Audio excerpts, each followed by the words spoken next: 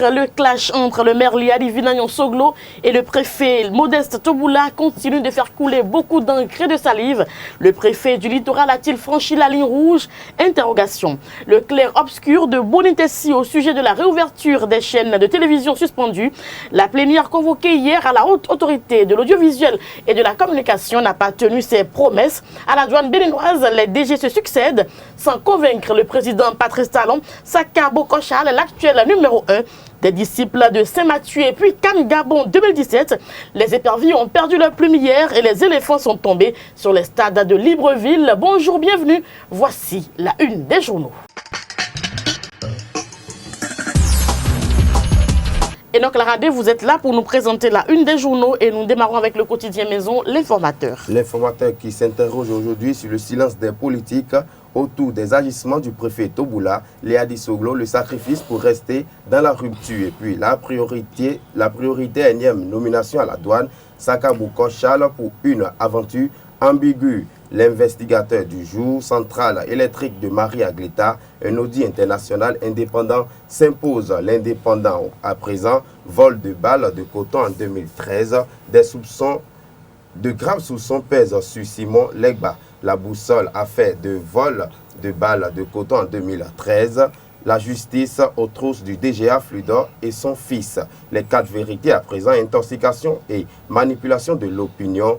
La centrale de Marie Agleta n'est pas un éléphant blanc. Le quotidien le meilleur à présent, élargissement des opérations de déguerpissement dans les rues secondaires de nos villes qui veut opposer les populations au président Patrice Talon. Nord-Sud quotidien à présent, baisse de production d'énergie électrique au Nigeria vers un retour de délestage au Bénin. Et puis l'autre vision, opération de libération des domaines publics des mairies dans la dynamique de sabotage de la vision du gouvernement. Et puis soleil levant, instabilité dans la maison pourvoyeuse de l'économie nationale. Patrice Talon déterminé à assainir la douane béninoise. Et puis libération à présent, guéguerre entre autorités du littoral que cache la distinction entre Liadi Soglo et Toboula. Et puis la Gazette à présent, nouvelle Gazette à présent, opération de déguerpissement des occupants illégaux des espaces publics de littoral, le label Toboula pour embellir Cotonou, la vitrine.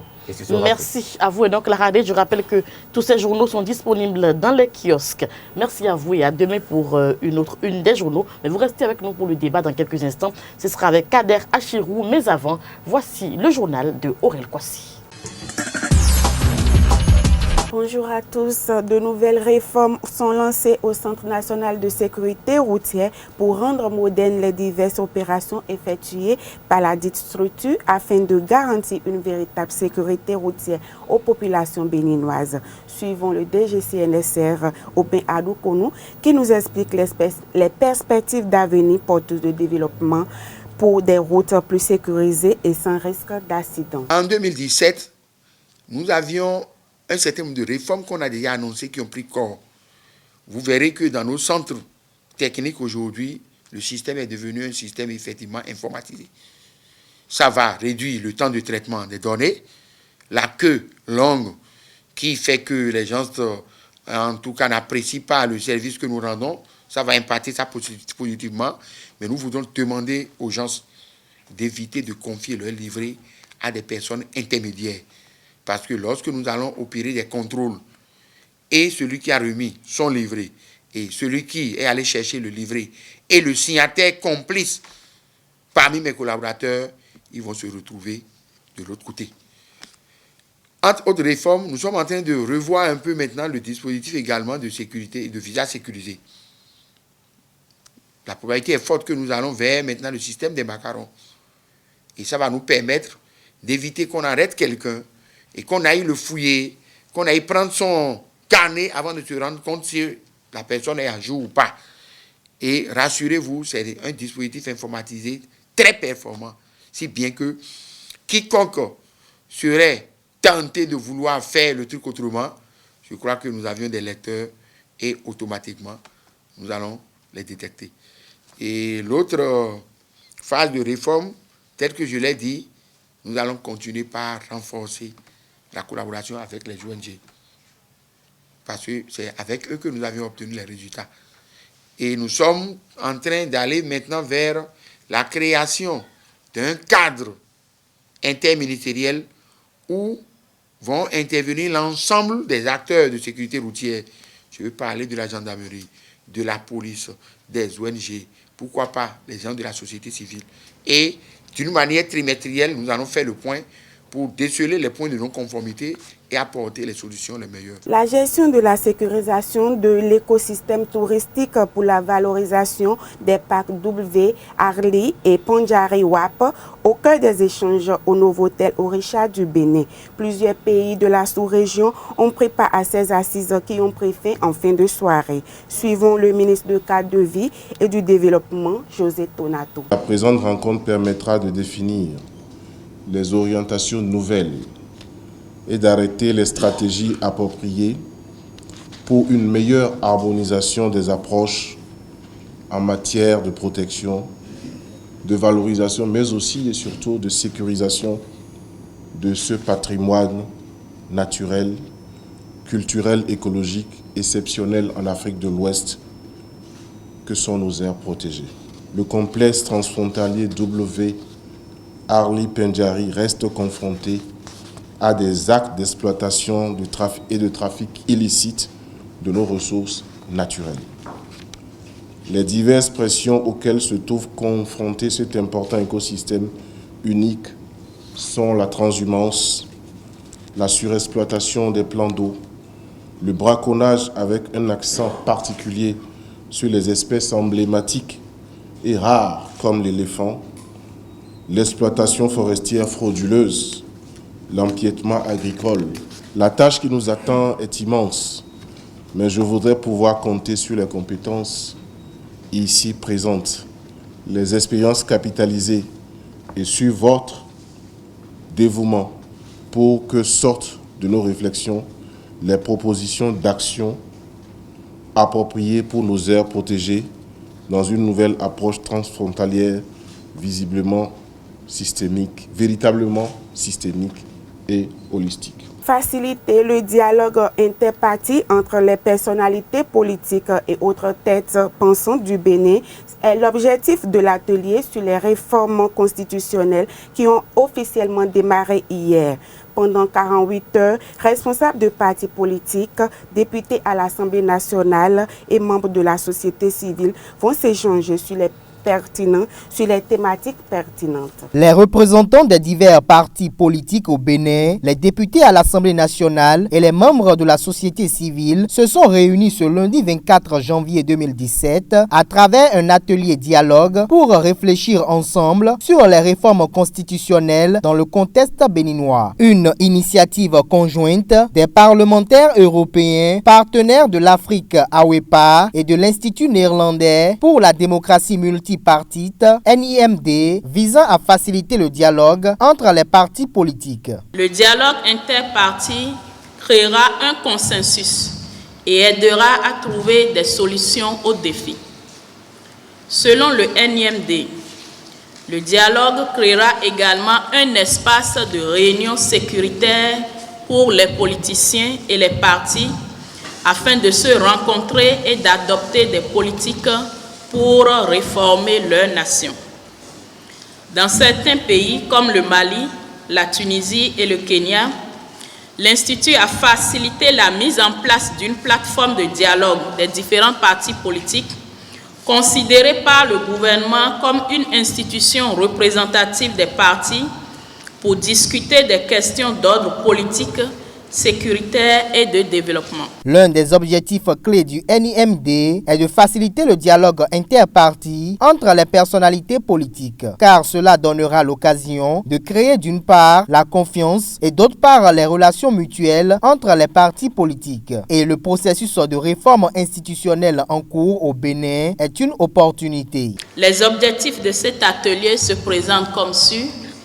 Premièrement, amener les partis politiques à échanger sur le processus des réformes institutionnelles, notamment celle de révision de la Constitution dans le contexte béninois.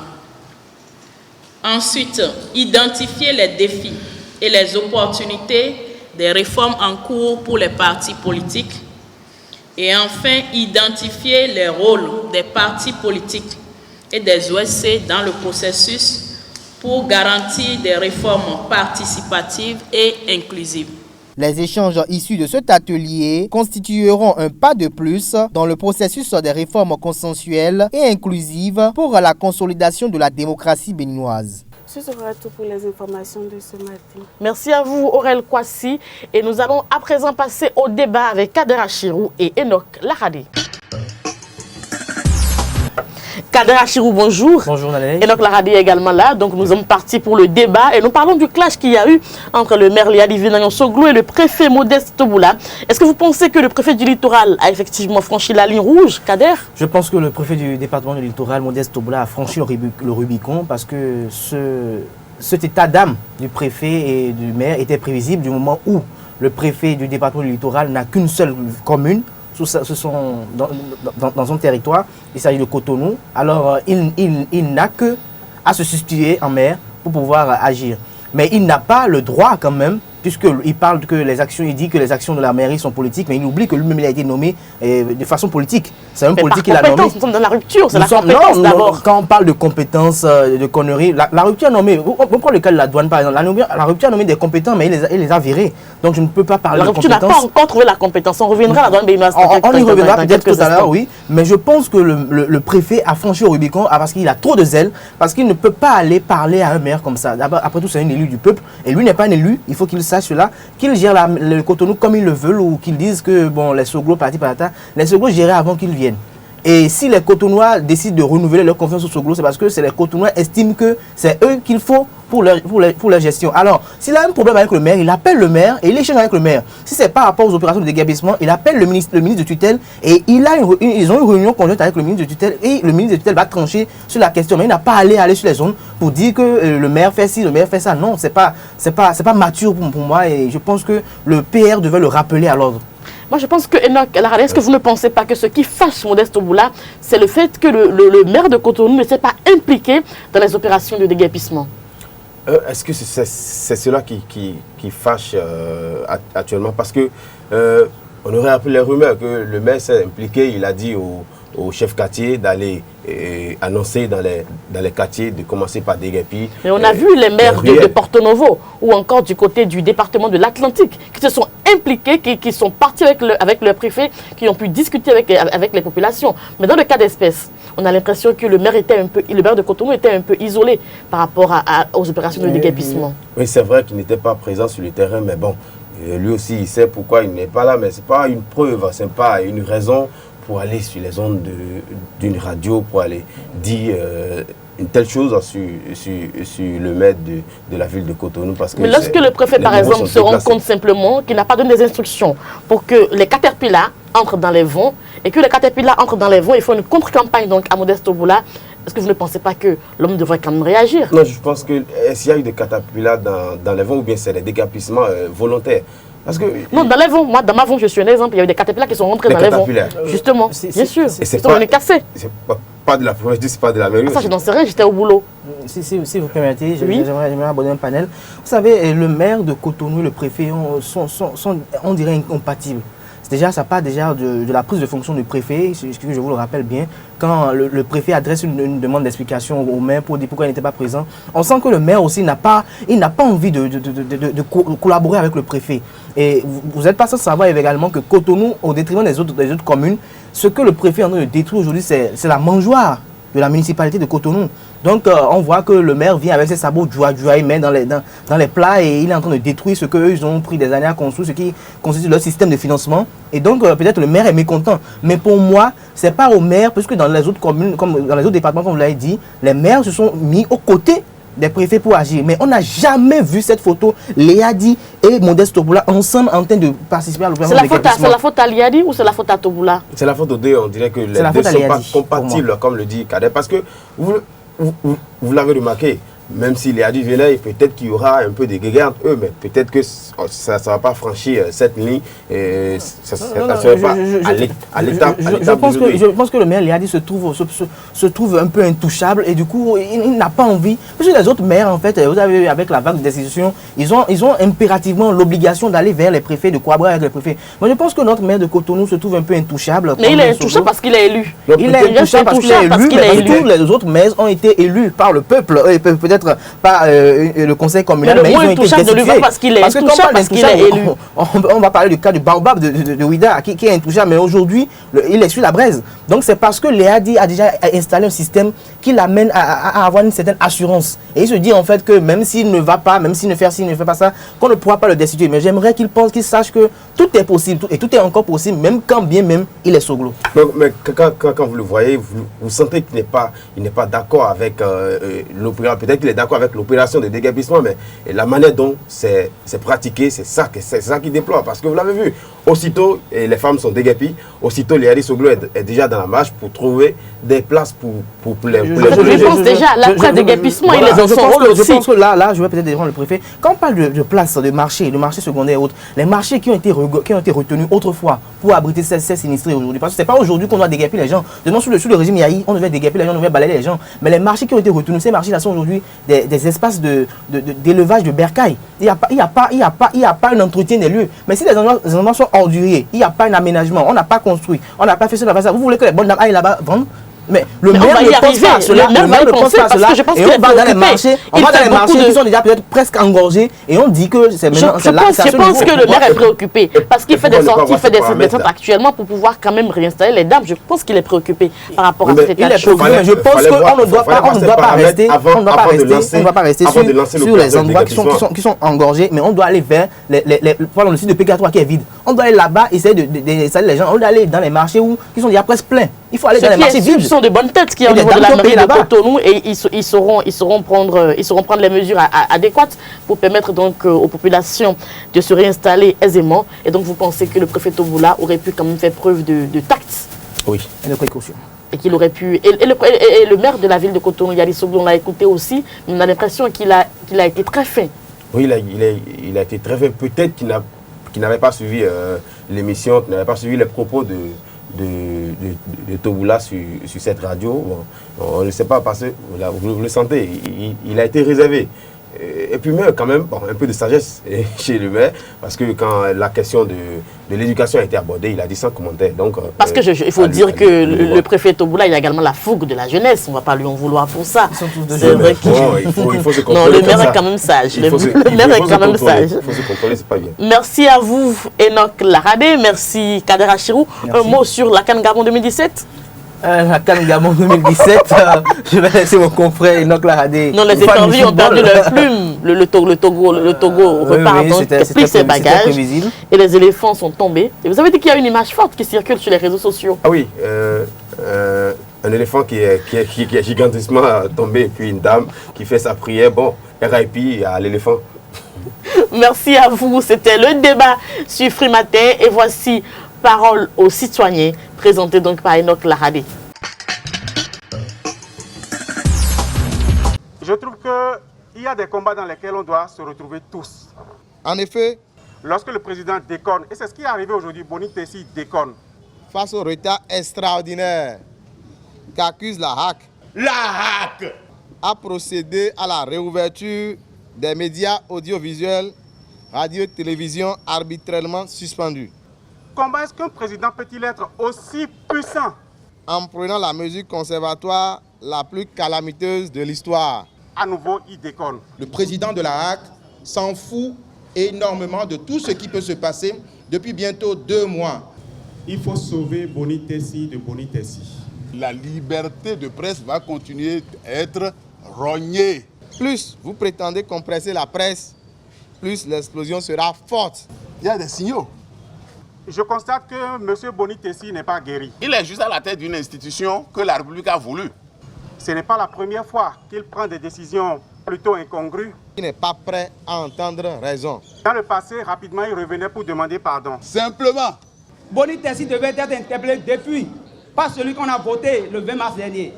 Je vous en prie, notre peuple a besoin. La liberté d'expression, le droit à l'information, c'est des chantiers républicains. Retransmettez-leur ça. Ça dure, ça prend du temps. Voilà pourquoi je suis triste. Au ministère de l'Intérieur, il doit y avoir une manifestation. On a déployé l'artillerie lourde pour empêcher que cela se passe. Dans cette affaire, le silence. Et puisque le gouvernement de Talon Patrice a choisi donc de se taire, c'est Talon que le parti des valeurs républicaines rend responsable. Que ce soit Boni Tessi ou le président de la République, le gouvernement, le ministre de l'Information, ils doivent savoir maintenant qu'ils viennent de toucher à un point sensible. Plus vous prétendez compresser la presse, plus l'explosion sera forte. Si à la liberté aujourd'hui, toutes les composantes de la presse seront là pour dire non à l'arbitraire. Parce qu'on ne veut pas entendre ça dans un pays. On arrête des médias qui sont critiques. Ma tristesse aussi parce que... On a même parlé d'une ligne rouge. Je vous en prie, notre peuple a besoin. De réouverture sans délai et sans condition des organes victimes de l'excès de zèle d'un président de la HAC qui doit être le seul à connaître les motivations réelles de sa décision. Mesdames et messieurs, chers camarades, est-ce que c'est juste? Avec Leandro Kodo, c'est la page des sports sur Frimaté. Et bonjour. Bonjour Nadège. Le Togo, plus bagage, la Côte d'Ivoire. Et oui, on commence par la Côte d'Ivoire. Grosse désillusion pour les champions d'Afrique en titre qui étaient favoris de la compétition. Ils ont été vaincus hier par les Lions de l'Atlas du Maroc par 1-0, emmenés par Hervé Renard, que j'appelle en parenthèse traître, puisque c'est lui qui avait qualifié il y a 2 ans l'équipe de la Côte d'Ivoire, les éléphants. 2 ans plus tôt encore, c'était avec la Zambie. Donc j'appelle ce Hervé Renard traître, qui connaît quand même tous les faux pas de ces éléphants, qui a su les exploiter. Donc la Côte d'Ivoire n'a même pas pu gagner un seul match pendant les phases éliminatoires de cette compétition, ce qui est qu'on peut considérer comme une humiliation en tant que cadre, en tant que champion d'Afrique en titre. Et le désespoir était aussi du côté du Togo quand même, qui n'a compté qu'un seul point durant toute cette compétition, puisque elle avait besoin d'une victoire. Cette sélection togolaise avait besoin d'une victoire face à la RDC pour passer quand même en quart de finale, ce qui n'a pas été possible puisqu'ils sont tombés sur plus fort qu'eux, c'est-à-dire la RDC de Junior Kabananga, qui est actuellement le meilleur buteur de la CAN avec 3 buts. Il a pu se servir des éperviers pour essayer de hausser son nombre de buts dans cette CAN. Il y a aussi le Maroc qui a pu passer. Le Maroc, on le sentait bien, le Maroc est revenu après son premier match nul d'entrée. Le Maroc a pu revenir avec les autres matchs de la compétition. Donc voilà. Aujourd'hui, nous avons le Ghana qui joue face à l'Égypte et l'Ouganda qui joue face au Mali. Donc, bye bye la Côte d'Ivoire et bye bye le Togo. Malgré le budget voté donc par l'État togolais pour, oui, malgré ce lourd budget, un budget vraiment plus lourd, par exemple, que celui de la Côte d'Ivoire. Je crois c'était un budget de 7 milliards pour à peine 5000 supporters. La presse togolaise, la presse africaine en a parlé, contrairement à la Côte d'Ivoire qui avait à peine 5 milliards pour près d'une vingtaine de mille de supporters. Donc, on peut dire que vraiment le budget au niveau du Togo est vraiment à revoir. Le football, tout est à revoir au niveau du Togo, depuis les budgets de préparation jusqu'à la prestation des joueurs. D'une part, je m'en excuse un peu pour tous les Togolais qui me regardent. D'une part, je m'en satisfais un peu puisque, je le dis toujours, c'est ce Togo qui a su profiter du faux pas du Bénin il y a quelques mois au Mali et en gagnant aussi par 5-0. Donc, vraiment, ils ont usurpé une place qui leur a été reprise. En tout cas, j'aurais pas aimé voir les écureuils sur les stades de Libreville. Ah, moi, je vous dis qu'ils auraient fait mieux. Parce que ça aurait pu être pire. Merci à vous, Leandro Kodo. C'était la page des sports. Et dans un instant, Anifat Boukari pour nous présenter donc l'horoscope. Anifat Boukari, bonjour. Bonjour, Comment on dit bonjour dans votre langue? Nasouba. Et je dois répondre quoi? Moi, je te dis, Metenkani, tu dis Alafia. Et on peut commencer. Metenkani. Alafia. D'accord. Et on commence avec les amis béliers. Ok, exact. Bélier, la lune vient vous faire une nouvelle visite de courtoisie. Gémeaux, vous retrouvez l'harmonie en vous et vos relations s'améliorent globalement. Cancer, un manque de motivation freinera votre élan. Lion, soyez certain de la portée de vos actions avant d'agir. Vierge, vous avancerez mais il faudra vous battre un peu plus. Balance, il est possible que vous soyez dans une situation d'attente vis-à-vis de beaucoup de choses. Scorpion, vous aurez tendance à vous démotiver à la moindre difficulté. Sagittaire, vous serez plus influencé, restez serein. Capricorne, vous devrez lâcher prise sur des situations qui bloquent votre secteur d'ombre. Verseau, les portes de plusieurs domaines s'ouvriront à vous. Vous bénéficierez aussi de la chance. Et pour finir, amis poissons, vous manquerez de motivation, vous aurez tendance à traîner les pieds. Nadège, ce sera tout pour ce matin. Merci à vous, Boukari Anifat et puis Léandre Kodo. Oui. C'est avec vous deux que nous mettons un terme à cette émission Frais Matin de ce mercredi. Merci et à demain pour notre numéro de Frais Matin.